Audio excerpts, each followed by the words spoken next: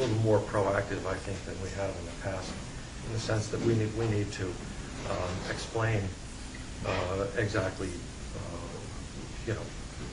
what the situation is and why these things are happening. But at the same time, as I pointed out earlier, we also need to look more closely at the new generation of Sukkuk, because there was a hiatus for a year or two, a year and a half. The issuance of Sukkuk fell off the table. But now, there are signs and rumblings of more and more new Sukkuk coming to the market.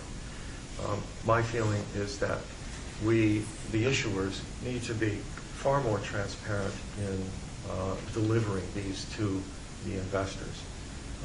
And my feeling is likewise with regard to Shariah boards as well. I feel that Shariah boards have a responsibility beyond the purely legalistic one to give an opinion. Yes, this complies with Shariah. No, this does not comply with Shariah.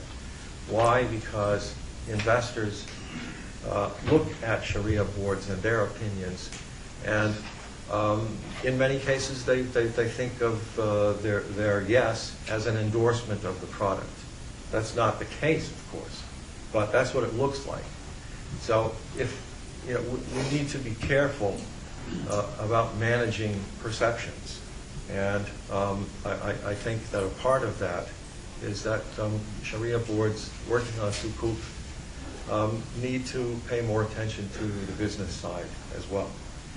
How are evaluations being done? On what basis? We need to look more carefully at the non-Sharia aspects as well, for the good of the industry and for in order to protect the community or the broader investing community. I was also asked to speak about derivatives.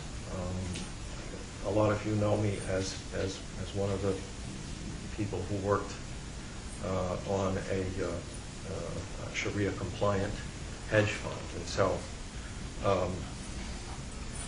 I'm supposed to know something about derivatives a little bit, or alternatives and exotic investments.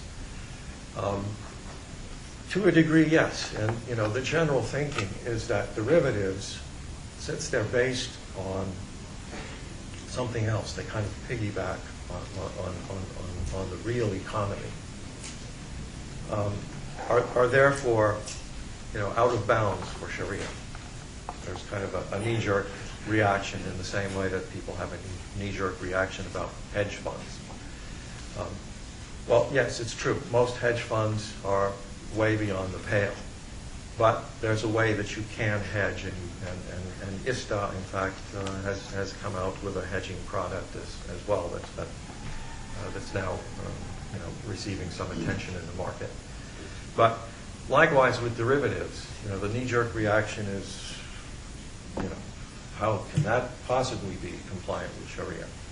And maybe 90%, 80%, I don't know. But maybe in the majority of cases, you're probably right about that. But the classical modes of contracting, which have now become the building blocks of modern Islamic finance, and I'm talking about the murabaha transaction, the agency, the leasing, the musharaka in its different forms, the mudaraba, all of these building blocks include some very forward-looking, literally, like the Salam contract, for example, which anticipates the modern forward contract, the Arbun, which anticipates the modern option. And so there are in the building blocks instruments that can be employed for the sophisticated management of risk in a Sharia manner. However, in order to make these things work, in many cases, obviously there needs a great deal of work needs to be done, but in many cases it needs to be from the ground up. For example, A lot of people want to know about commodities. Commodities are obviously Sharia compliant for the most part. There are some notable exceptions, but anyway, mostly commodities are fine. So commodity investors, commodity markets are big. People think, well, this is the natural place for us to go. How do we do it? Because most commodity trading is done by means of futures. Well, there is a way to do it, or there are probably several ways to do it. I mean, we've discovered in tackling problems that from a Sharia perspective, there may be 4 or 5 different solutions. Ultimately, we'll choose one based on tax considerations, regulatory considerations, business considerations at the bottom line. But we can do it in a number of different ways. Home finance here in the U.S., for example, or anywhere. You can use a murabaha for home finance. You can use a musharaka, a form of musharaka, diminishing partnership, or you can use or ijara, muntahiya bit-tamlik. So there are different ways. So likewise with a futures contract, it may indeed be possible from a Sharia perspective to do this, but the operation needs to be comprehensive in the sense that you'll have to have the whole apparatus almost Sharia compliant in order to make this thing work. You'd need a Sharia compliant clearinghouse. You'd need a Sharia compliant. You'd need to ring fence assets. There are certain fundamental things that need to be accomplished first. In the same way that with a hedge fund, you need to have a prime broker who's willing to operate Sharia compliant and have change the documentation to be compliant with Sharia.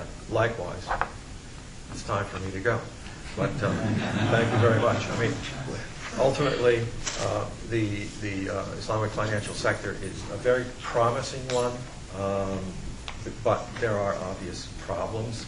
And I'm very happy to say, though, that we have already begun the process of collectively addressing these issues through the establishment of a number of bodies like AOFI and the IFSB and others.